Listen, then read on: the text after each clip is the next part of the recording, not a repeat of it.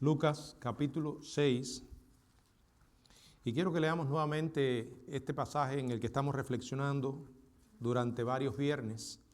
Lucas 6, del 12 al 16, que dice: En aquellos días él fue al monte a orar y pasó la noche orando a Dios, y cuando era de día llamó a sus discípulos y escogió a 12 de ellos, a los cuales también llamó apóstoles: a Simón, a quien también llamó Pedro, a Andrés su hermano, Jacobo y Juan, Felipe y Bartolomé, Mateo, Tomás, Jacobo hijo de Alfeo, Simón llamado Celote, Judas, hermano de Jacobo, y Judas Iscariote, que llegó a ser el traidor. Padre, gracias por tu palabra, gracias por la oportunidad de poder tenerla entre nosotros, con su autoridad, con su inerrancia.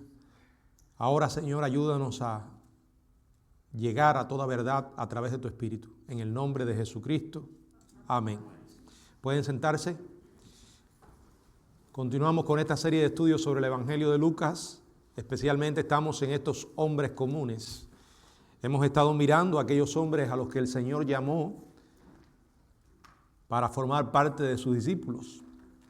Y siempre recordamos que el Señor no los vio como realmente eran, sino como podrían llegar a ser cuando Él los tomara y ellos fueran moldeados por el gran alfarero que es nuestro Dios.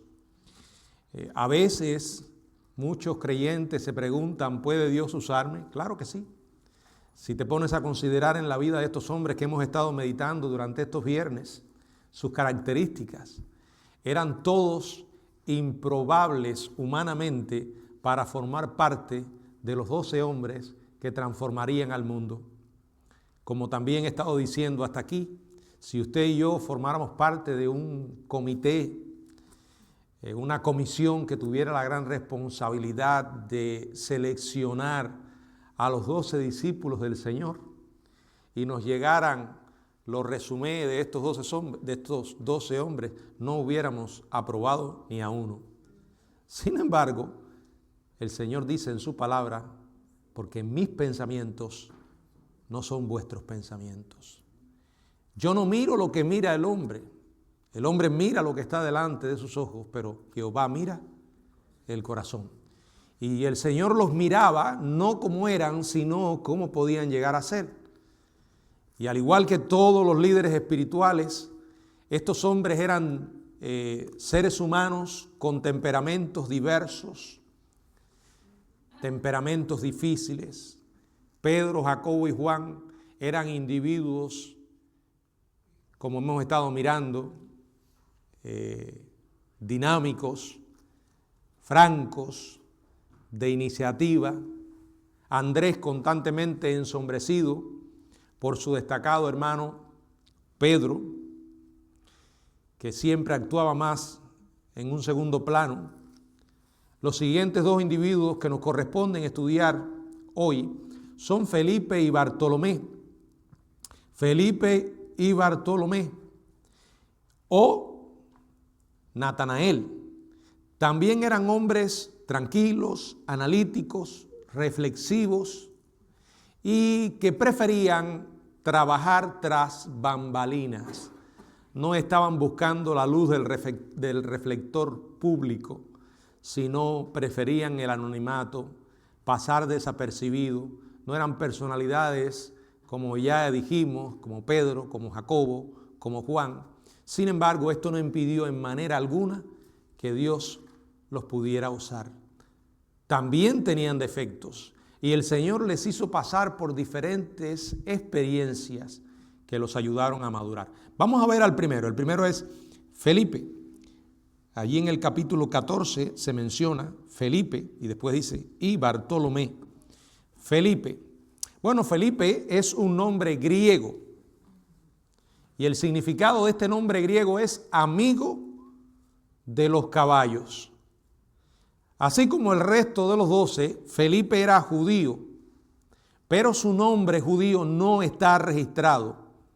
Y al igual que Andrés y Pedro, Felipe también era de Betsaida. Vamos a buscar ahí el libro de Juan, en el capítulo 12, verso 21, si alguien puede leerlo.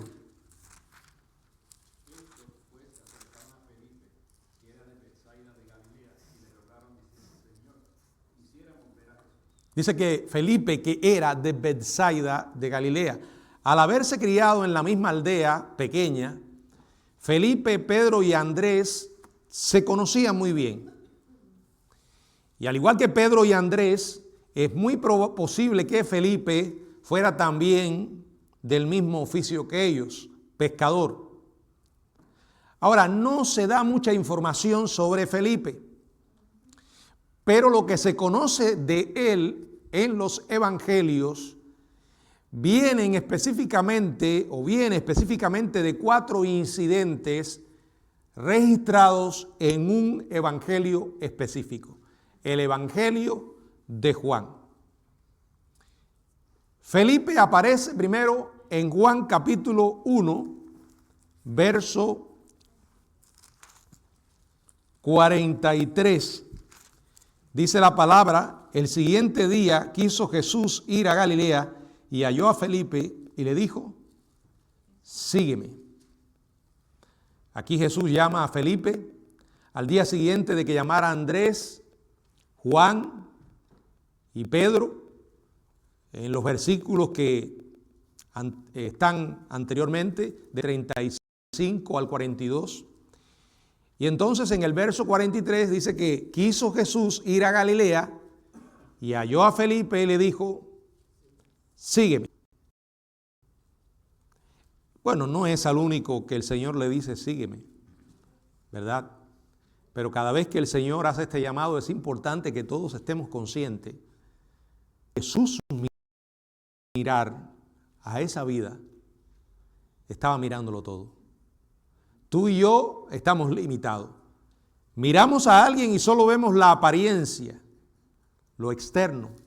Pero para el Dios vivo, hecho carne, esto no es un obstáculo. Cuando Dios nos mira, ve todo. No solo lo que somos externamente, sino internamente. No solo lo que hemos hecho, estamos haciendo, sino además lo que va a pasar con nosotros en el futuro. El Señor vio a Felipe y le llama. Al parecer Felipe había ido al Jordán para escuchar a Juan el Bautista. Pero mientras ellos habían buscado a Jesús en la dirección del Bautista, el Señor busca a Felipe. Él inmediatamente a Natanael, que había encontrado al Mesías. Una reacción audaz e impulsiva. Y deja claro de que Dios estaba obrando en el corazón de Felipe. Acuérdense de esto. No somos nosotros los que buscamos a Dios. La Biblia dice: no hay quien busque a Dios.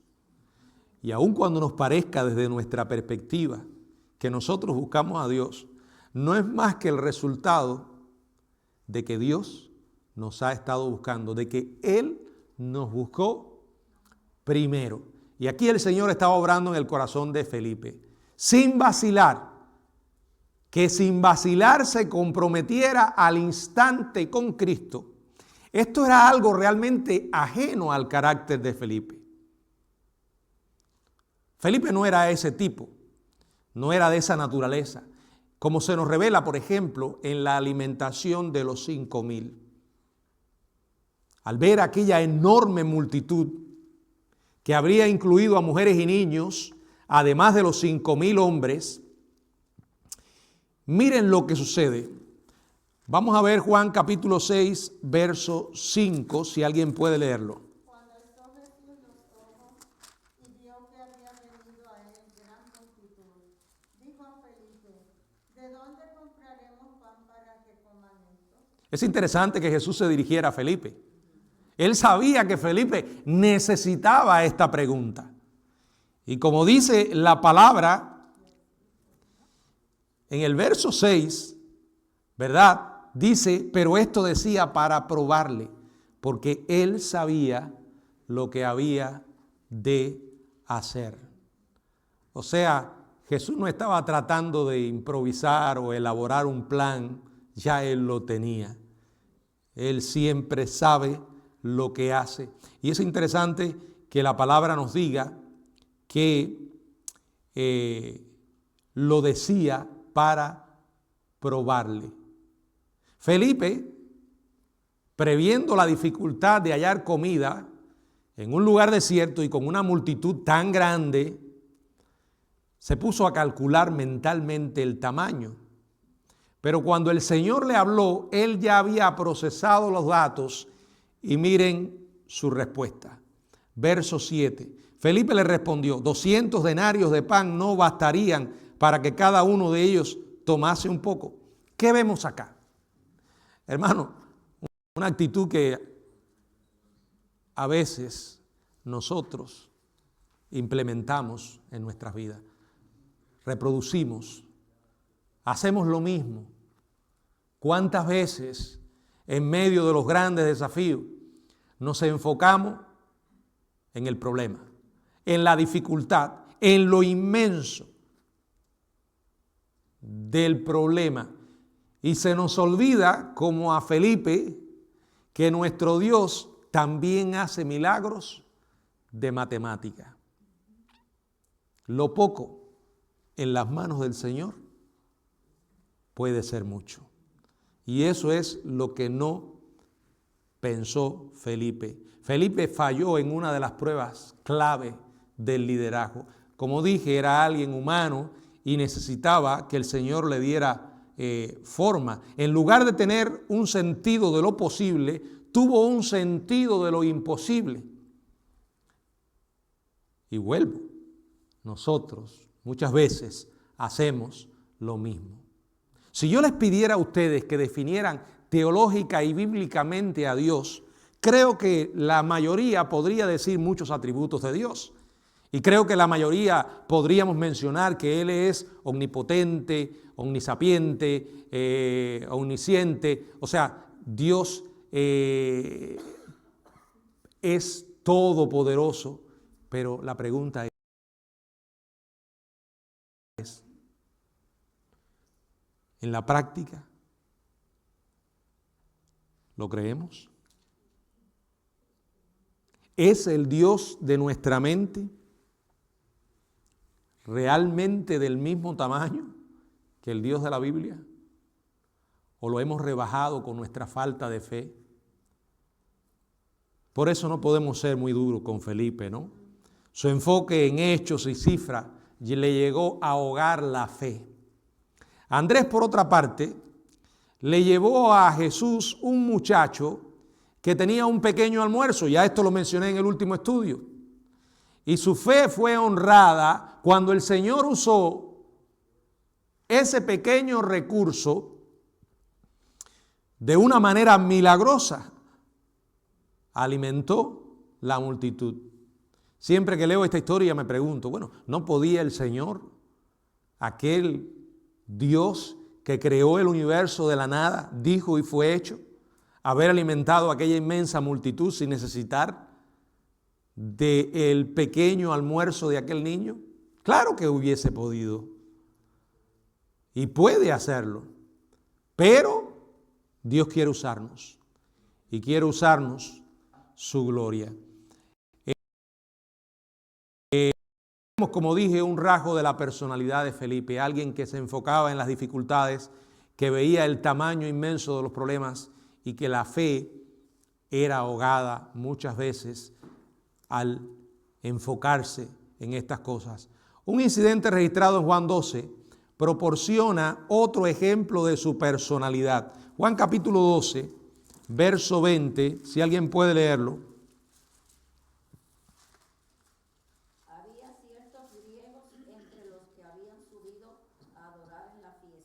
Eran griegos, dice la Biblia. Estos griegos probablemente eran gentiles, temerosos de Dios, que habían llegado a Jerusalén para participar de la Pascua. Después de la entrada triunfal, intentaron tener una audiencia con Jesús y se acercaron ¿a quién? Se acercaron a Felipe. Verso 21 dice, estos pues se acercaron a Felipe, que era de Betsaida de Galilea, y le rogaron diciendo, Señor, quisiéramos ver a Jesús. No está, la Biblia no lo dice claramente por qué se acercaron a Felipe, Pero hay un detalle en el versículo, en este versículo 21 que acabamos de leer, que dice que Felipe era ¿de qué? De Betsaida de Galilea. Y es muy probable que esta haya sido la razón por la que buscaron a Felipe. Betsaida estaba muy cerca de una región gentil llamada Decápolis. Y estos hombres pudieron haber sido de esa comarca. Además, ya que él era galileo, es muy probable que también Felipe tuviera la facultad de poder hablar griego. La petición que ellos le hicieron a Felipe, Señor, quisiéramos ver a Jesús, lo agarró desprevenido. Él era la persona de los números, las cuentas, además las reglas. Me imagino que en su mente debe haber buscado, no hay un antecedente para esto, no ha habido otro caso. Es más, dos de las declaraciones anteriores de Jesús argumentaban en contra de esto. Al menos eso era lo que Felipe pensaba, ¿no? Cuando él envió a los 12 a predicar el evangelio, les dio estas instrucciones. Vamos a leer Mateo 10, 5 y 6, si alguien puede leerlo.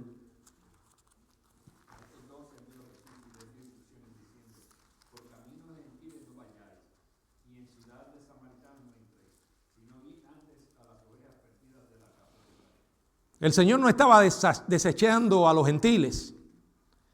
Era una cuestión de etapas, ¿verdad? En el corazón de Dios siempre ha estado el mundo entero. La Biblia dice en Juan 3:16, de tal manera amó Dios al mundo. Y Jesucristo no vino por un grupo específico de personas. Pero creo que la esencia del versículo estaba en cuando el Señor dijo, id antes, sino id antes. También probablemente Felipe haya escuchado cuando el Señor le dijo a una mujer cananea, 15, verso 24, si alguien puede leerlo.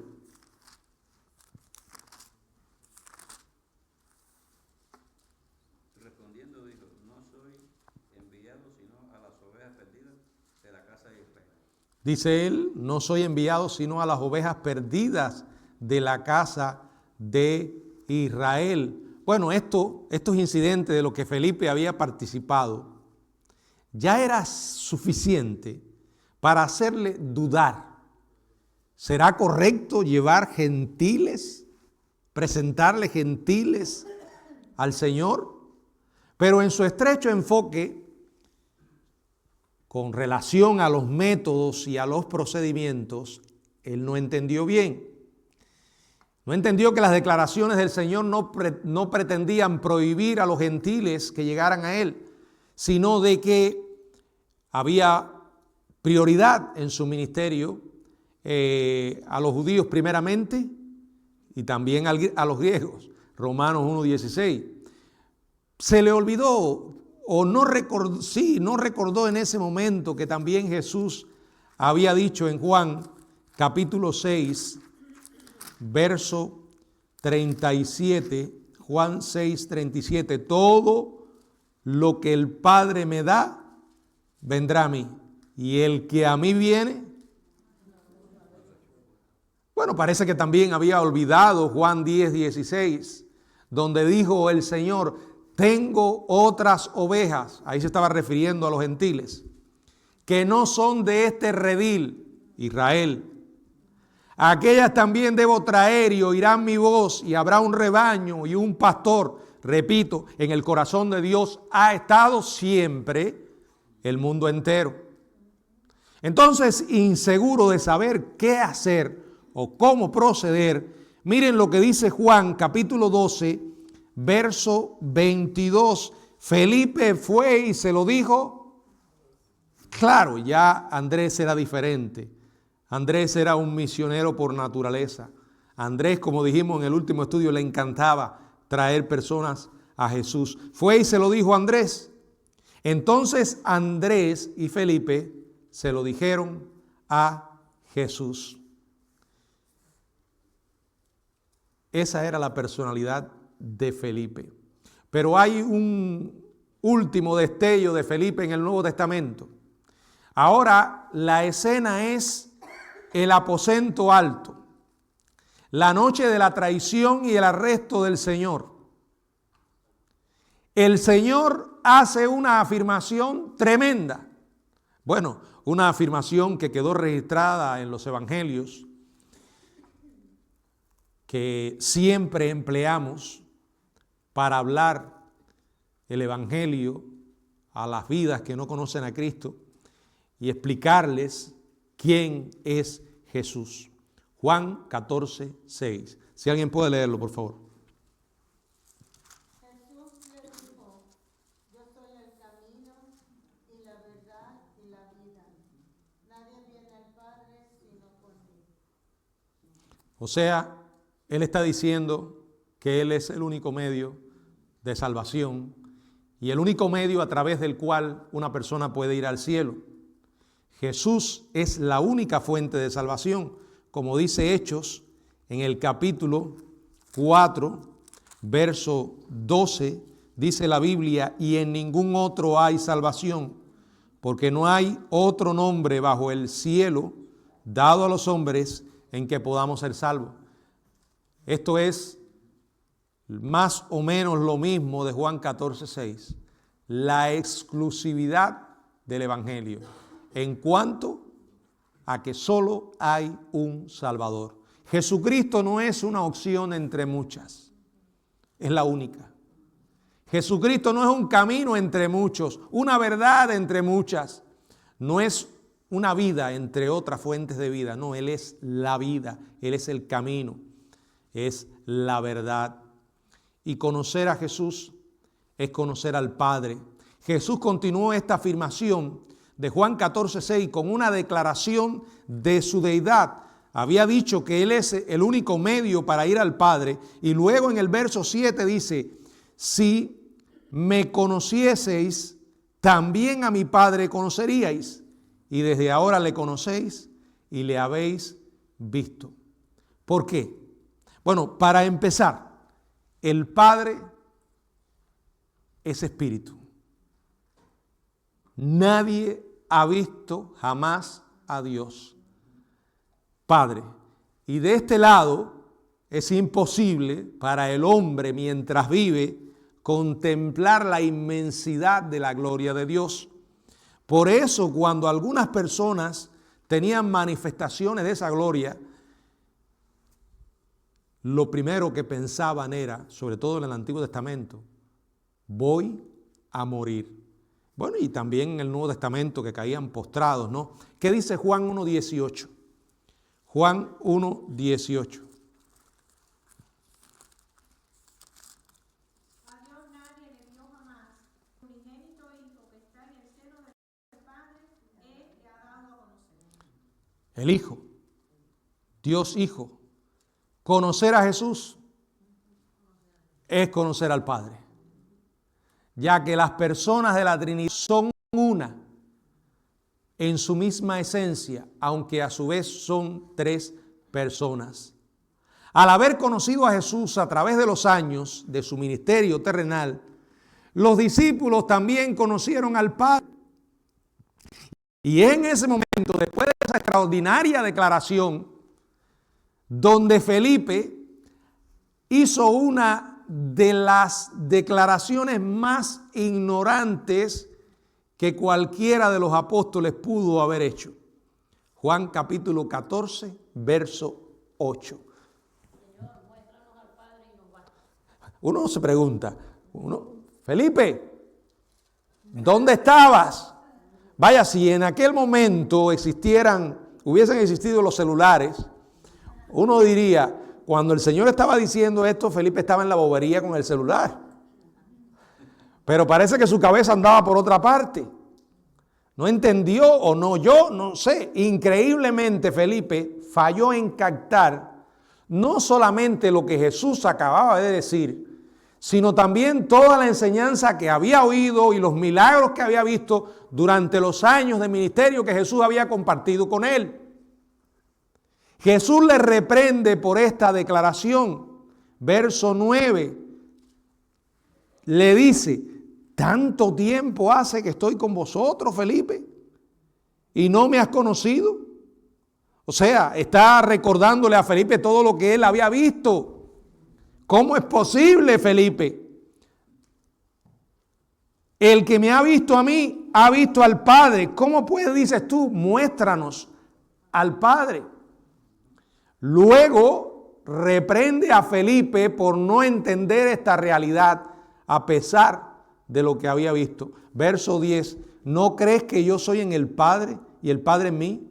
Las palabras que yo os hablo no las hablo por mi propia cuenta, sino que el Padre que mora en mí, Él hace las obras. Bueno, la evidencia que Felipe había visto señalada de forma concluyente hacía una conclusión ineludible. Jesús era Dios encarnado. Jesús era uno en esencia con el Padre. Bueno, este es Felipe. Aprendió sin lugar a dudas. El Señor le dio forma sin lugar a dudas.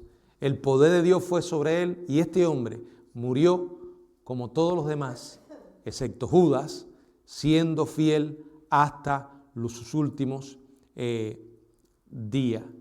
Existe poca información acerca de la vida y ministerio de Felipe posteriormente. Los primeros escritores cristianos tendieron a confundirlo con Felipe el evangelista. Los primeros, quizás sea de esperar que fuera tan anónima la historia de una persona tan reservada, sin pretensiones y bajo la sombra. Sin embargo, eso de ninguna manera disminuye la importancia de Felipe.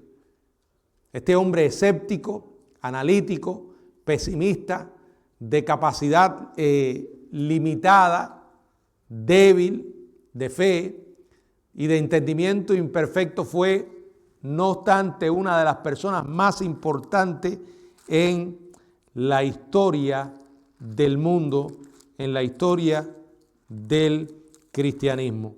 Bueno, yo creo que hay otra historia que ahora me viene a la mente. En el caso, si no me equivoco, fue Felipe. No, ese no es este Felipe. Como decía, algunos tienden a confundirlo con Felipe el evangelista. ¿Ustedes se acuerdan quién fue el discípulo cuando la resurrección? Bueno, ese fue Tomás. No es Felipe, perdonen. Es un error mío, ahora me vino a la mente. No fue Felipe, fue Tomás. Me extrañaba, estaba ahora maquinando y yo decía, pero ¿fue Felipe? No fue Felipe, fue Tomás. Pero vuelvo a decir, no tiene absolutamente nada que ver este Felipe con Felipe el evangelista. Vamos a Hechos capítulo 6, verso 5. Dice, agradó la propuesta a toda la multitud y eligieron a Esteban, varón lleno de fe y del Espíritu Santo, a Felipe, a Prócoro, a Nicanor, a Timón, a Pármenas y a Nicolás, prosélito de Antioquía. O sea, este es el Felipe que se menciona, que fue parte de uno de los 7 diáconos y que es también conocido como Felipe el evangelista, y también Felipe que le predicó al hombre eunuco, al etíope, en Hechos 8, del 26 al 40. Y luego en Hechos 21,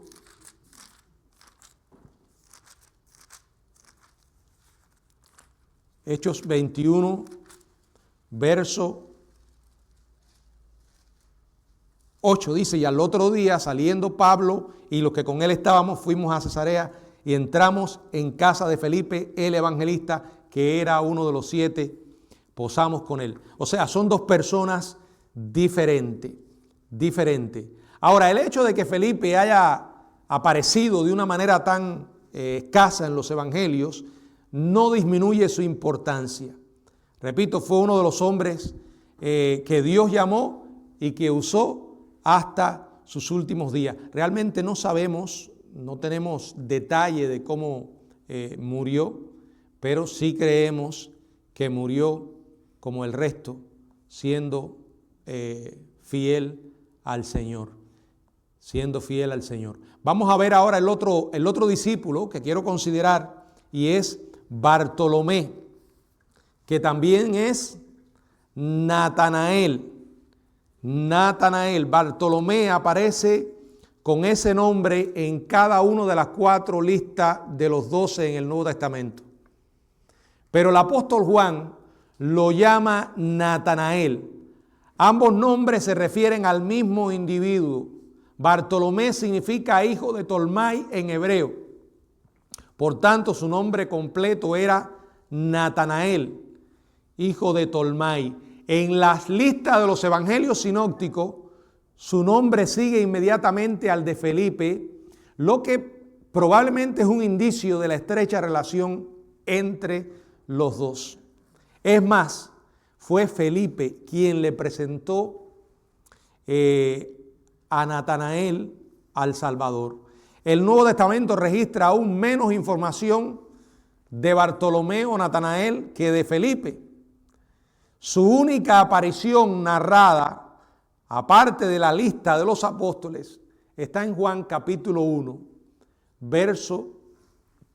vamos a ir a Juan 1, del 45 al 51. No lo vamos a leer ahora, pero vamos a ir sobre algunos versículos. Después que el Señor llama a Felipe, en Juan 1:43, inmediatamente, miren lo que dice Juan 1:45. Si alguien puede leerlo, por favor. Al siguiente día quiso Jesús ir a Galilea. Felipe halló a Natanael y le dijo, hemos hallado a aquel de quien escribió Moisés en la ley, así como los profetas, a Jesús, el hijo de José de Nazaret. O sea, después que el Señor le llama, inmediatamente él va a Natanael, allí en el verso 45. Y quiero que le presten atención. En el verso 43, en el 45, la palabra que emplea Felipe, al comenzar, dice, hemos, indica que Felipe ya se consideraba uno de los seguidores de Jesús.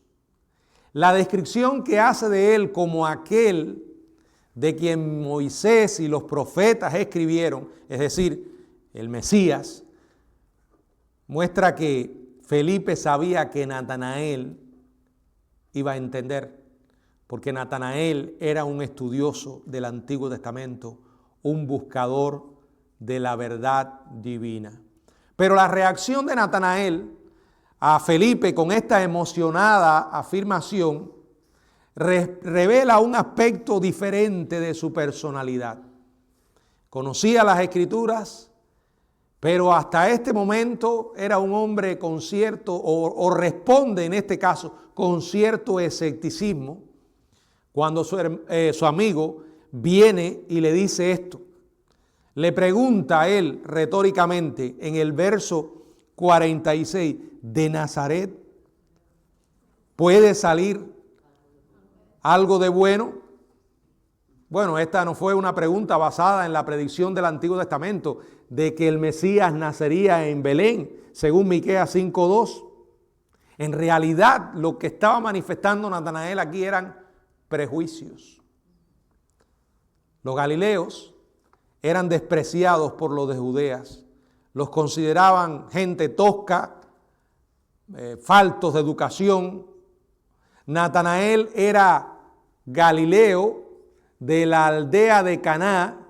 Ustedes se acuerdan cuál era esa aldea, por qué se hizo famosa por qué aparece en los evangelios principalmente, es porque Jesús allí convirtió el agua en vino en Juan 21. El comentario de Natanael sugiere que Nazaret era despreciada incluso por los galileos.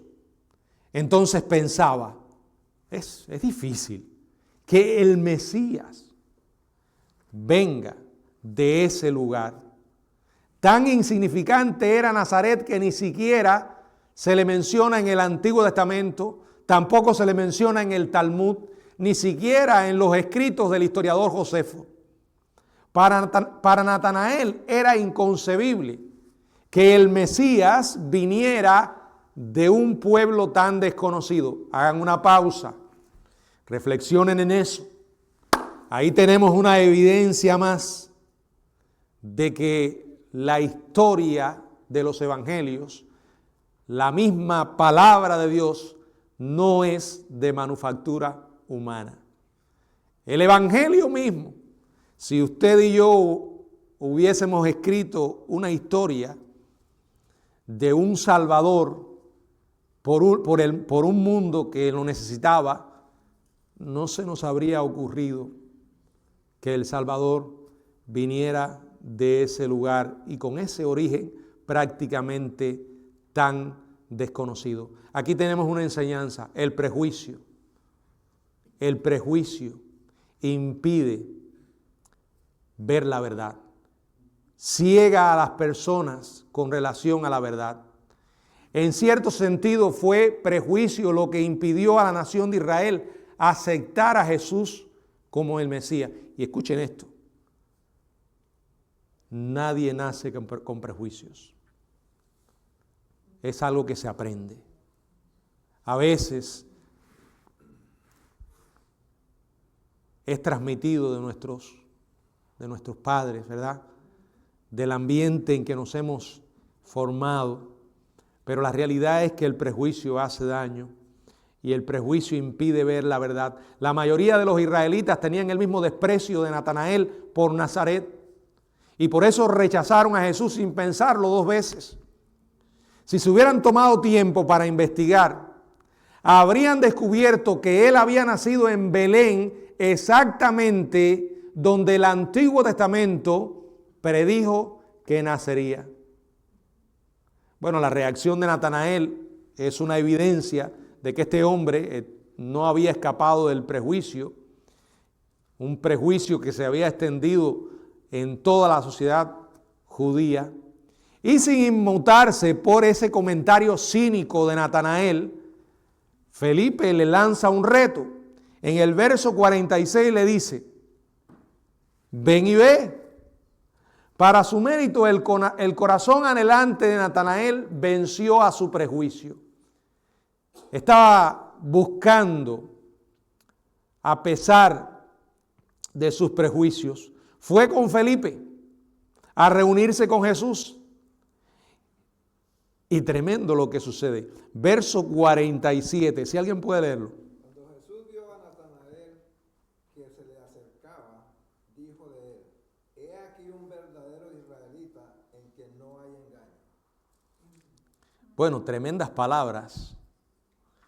Fueron un elogio, podemos decir, de parte de Jesús al carácter de Natanael. ¿Qué quiso decir el Señor con esto de un verdadero israelita? Bueno, significaba que Natanael era mucho más que un descendiente de Abraham. Y creo que debemos prestarle atención a eso, porque ese es el concepto del remanente dentro de Israel. Ese remanente que llevará adelante el cumplimiento de las promesas de Dios cuando se volverán a Él, según Romanos capítulo 11, y cuando en los tiempos del fin, como dice la Biblia, después de haber estado rechazando al Mesías, dice la palabra que todo Israel será salvo. La sola descendencia abrámica, o sea, ser descendiente de Abraham, no convierte a una persona en un verdadero judío, según la Biblia. El apóstol Pablo escribió en Romanos 9:6, no todos los que descienden de Israel son israelitas. O podríamos decirlo en otras palabras, son verdaderos israelitas. Vamos a ver Romanos 2, 28 y 29, si alguien lo puede leer, por favor.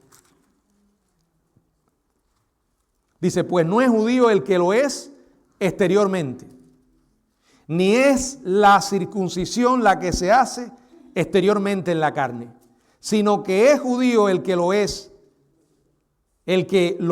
en lo interior, y la circuncisión es la del corazón, en espíritu, no en letra, la alabanza del cual no viene de los hombres, sino de Dios.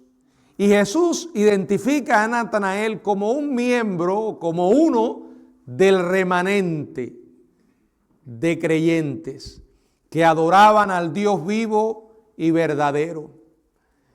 Por ejemplo, en el Nuevo Testamento, el mismo Evangelio de Lucas, hay 2 ejemplos de tales creyentes: Simeón y Ana. Ahora, ante las palabras de Jesús, este hombre, me imagino, se quedó. ¿Quién es este hombre que me saluda de esta forma? Y entonces le hace la pregunta: ¿de dónde me conoces? ¿Cómo podía saber Jesús lo que había realmente en el corazón de este hombre? A pesar de que su mente estaba afectada por los prejuicios, Jesús no se dejó llevar solo por la apariencia, sino que miró al corazón de este hombre. Pero si esto lo perturbó, lo asombró a Natanael, la respuesta del Señor, lo que el Señor le sigue diciendo, lo sorprendió aún más, porque está revelando que aquel no era un hombre común, era Dios, porque solo Dios puede saber lo que le dice. Antes que Felipe te llamara, cuando estabas debajo de la higuera, te vi. No son muchas palabras, ¿verdad? Aquí no hay un discurso, unas pocas palabras con una increíble autoridad que con toda seguridad se dijo, y llenas del poder de Dios, era suficiente para Felipe. Sin embargo, hay más en la respuesta de Jesús que el simple conocimiento sobrenatural de la ubicación de Natanael. También conocía el estado del corazón de este hombre. ¿Por qué? Juan capítulo 2, verso 24 y 25 dice: pero Jesús mismo no se fiaba de ellos, porque conocía a todos y no tenía necesidad de que nadie le diese testimonio del hombre, pues él sabía lo que había en el hombre. Esto es un texto para recordar y para hacerlo personal. Podemos quitar ahí la palabra hombre y poner nuestro nombre. El Señor no necesita que se le informe quién tú eres, ni quién soy yo, pues Él sabe lo que hay en ti. ¿Por qué enfatizo esto? Hermanos, porque para mí esto es algo que alimenta en mi vida el temor a Dios. Como alguien dijera, el temor a Dios es vivir consciente de la presencia de Dios en todo momento. Que aun cuando esté en lo más solitario, lejos de la publicidad, lejos de cualquier presencia humana, el Señor está. Y no solo que está, sino que me ve en lo más profundo de mi ser. Por eso no hay excusa. Usted quiere progresar en su vida espiritual, sea totalmente honesto con Dios. Para escapar al ruido de ese clima caluroso y sofocante calor de las casas judías, las personas a menudo buscaban la soledad, digamos, el fresco que podía proporcionar una higuera. Y allí solían ir a estudiar, a orar y a pensar. Y esto era una práctica común en la vida de Natanael. Así que alguien le dijera, te vi debajo de la higuera, era suficiente. Que el Señor conociera el corazón de Natanael disipó todas las dudas acerca de él. Y miren lo que dice en el verso 49. Respondió Natanael y le dijo, Rabí, tú eres el Hijo de Dios. Tú eres el Rey de Israel. Yo creo que si nosotros escuchamos palabras así delante de la boca de nuestro Señor, no necesitamos más argumentos, ¿verdad? Natanael afirmó su creencia en la deidad de Cristo como el Hijo de Dios, el Rey de Israel. Y Jesús a su vez afirmó la fe de Natanael en el verso 50. Respondió Jesús y le dijo, porque te dije, te vi debajo de la higuera, ¿crees? Cosas mayores que estas verás. La respuesta del Señor probablemente se debe tomar como una declaración, no como una pregunta. Su conocimiento omnisciente del corazón de Natanael le había convencido a éste de la identidad de Jesús, pero era mucho más lo que vería, era mucho más lo que seguiría a esto. Verso 51, y le dijo, de cierto os digo, de aquí en adelante veréis el cielo abierto y a los ángeles de Dios que suben y descienden sobre el Hijo del Hombre. La referencia aquí es al sueño de Jacob, donde él ve una escalera que descendía del cielo. Esta historia aparece en Génesis capítulo 28, verso 12. Jesús en realidad es lo que simbolizaba aquella escalera. El vínculo entre el cielo y la tierra. El camino hacia Dios. Ahora, como en el caso de su compañero cercano Felipe, poco se sabe acerca de la vida y ministerio de Natanael después de la resurrección y la ascensión de Cristo. Pero sí hay información en algunos relatos históricos que dicen que él ministró en la India. Hay otras tradiciones que ubican su ministerio en Persia, en Egipto, en Armenia y en Asia Menor. Tampoco hay un acuerdo acerca de cómo murió. Algunos relatos afirman que Natanael fue martirizado en Armenia, pero difieren en cuanto a la manera en que murió. Varios afirman que fue decapitado, otros más que fue desollado vivo, o sea, le arrancaron la piel y después lo crucificaron. De ahí que algunas obras de arte describen a Natanael sosteniendo su propia piel con sus manos. Ahora, lo que sí sabemos de Natanael, al igual que los demás, es que permaneció fiel al Señor hasta el fin. Dios lo sostuvo. Su vida y su ministerio son un testimonio de la capacidad de Dios para usar individuos comunes e insignificantes para su gloria. Al menos esto es lo que me produce a mí saber todo esto. Estudiar la vida de estos hombres me anima grandemente y fortalece mi fe, porque Dios se glorifica en vasijas como nosotros. Porque mientras, como he dicho, más tosco el barro que el Señor usa para darle forma, mayor es la gloria del alfarero. Hasta aquí estás con el Señor. Espero que sí. Espero que hasta aquí estés marchando fiel con el Señor. ¿Estás seguro que vas a terminar con Él? La cuestión no es cómo empezaste, sino cómo vas a terminar. Y no hay manera más triste